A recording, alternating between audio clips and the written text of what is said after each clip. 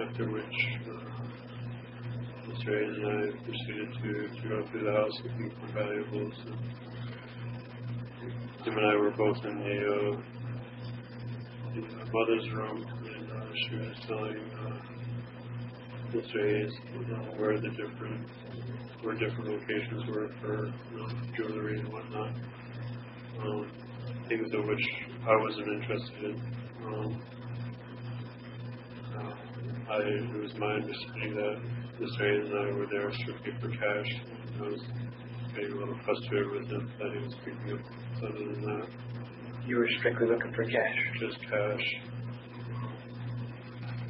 And where's the father at this time? The father is still downstairs in the sunroom on the couch. We periodically go downstairs to check on him.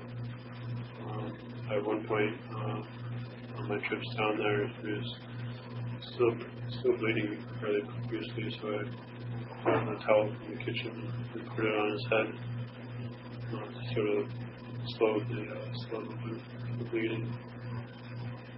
Why did your daughter tie them to anything? Not at first.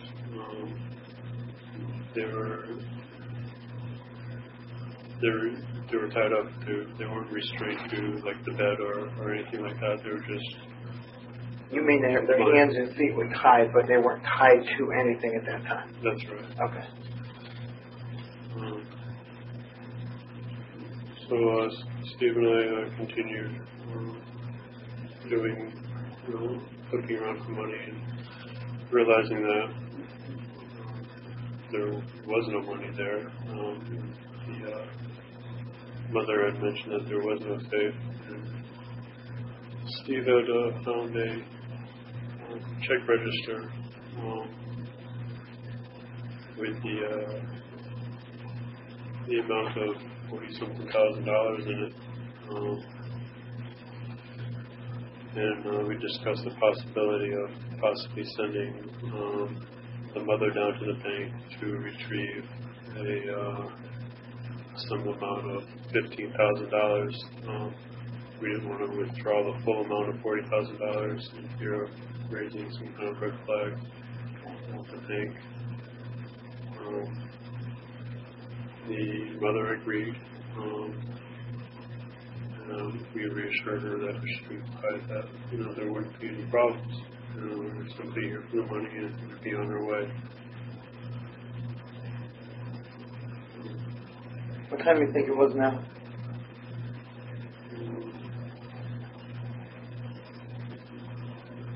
Probably getting around 3:30, 4 o'clock, and around that time. Okay, and aside from them being tied up and the father being injured, no one else at this point was injured? That's correct. Okay. Go ahead. Mr. Hayes was continuing to rifle around the bedroom for some time to come. I was getting a little annoyed at the amount of noise that he was making. I had locked eyes with the youngest daughter.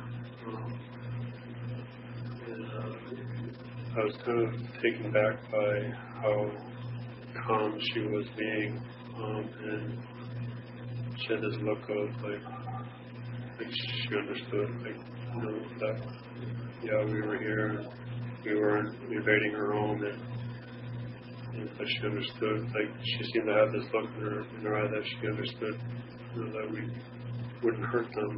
We'd just be on our way, and it sort of caught me off guard. We kept going back and forth up and downstairs, checking on the dad and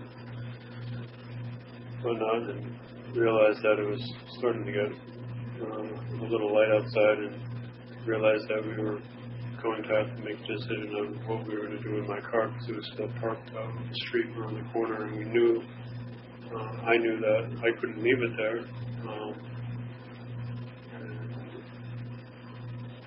Steve and I got into an argument about how we were going to, where and how we were going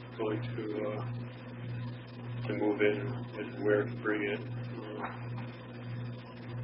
Why hadn't you left the house at this point? To park the vehicle? No. Why didn't you just leave the house then? Looking for money. Okay. We're So you had no intent on leaving the house at that point. You were just concerned about the car and where you're going to put it. Yeah. Okay.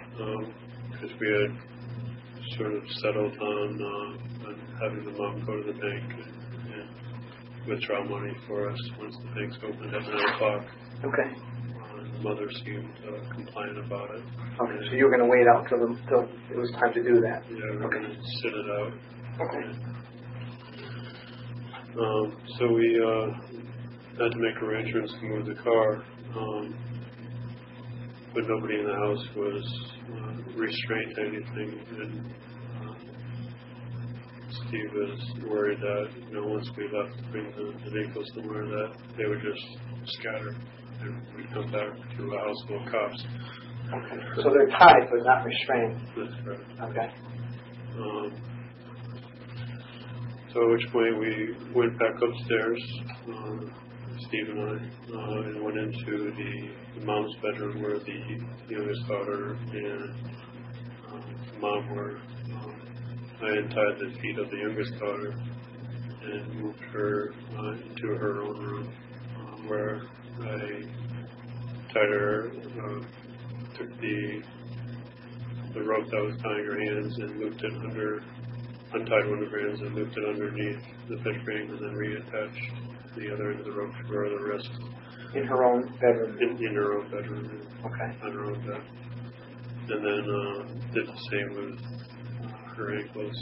Tied one ankle and then looped the rope through the bed frame and then tied the other ankle to the other end.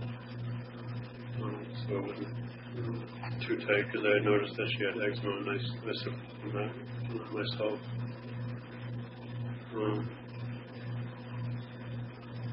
So I walked out of the youngest daughter's bedroom and this way had tied the mother to the master bed on her stomach, sprawled out.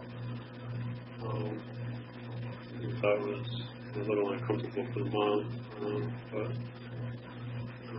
time was sort of the essence, and went down to the hall and entered the older daughter's bedroom and untied her restraints and reattached them to the bed in a similar fashion that I did for the youngest daughter, her tying one wrist and looping it. The only problem with hers on her top headboard was she didn't have a crossbar, so we had to tie her wrists together and then loop it onto the bedposts. And then her legs, tied both of them and looped it around the lower bedpost. So she was tied differently than the younger daughter? She was laying.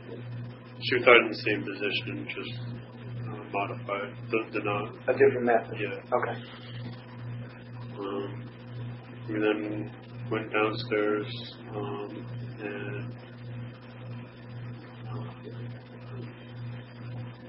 asked the father for his keys to his vehicle. We couldn't find them because stuff was scattered all over the place. So Steve went back upstairs and asked the mother where her keys were. He found them and came back downstairs and he went out the sunroom back door and got into the mom's vehicle, and I went down into the basement and out the basement Bilko hatch door and walked in the opposite direction to where my van was parked. And your van is a what? A red Chevy Venture. And that was parked out in the street? It was parked out on the street around the corner. Okay. Did you want to use the cell phone before you left? I had, Steve and I had taken all the cell phones and all the portable phones and had put them in a central location so we could keep track of where the phones were. You're referring to the family's phones then? The family's phones. Okay. And you did that for what purpose? So so that nobody would make any phone calls, without us knowing about it. Okay. Um, Now, is everyone in the house restrained at this point, or just clarify that for us? So you got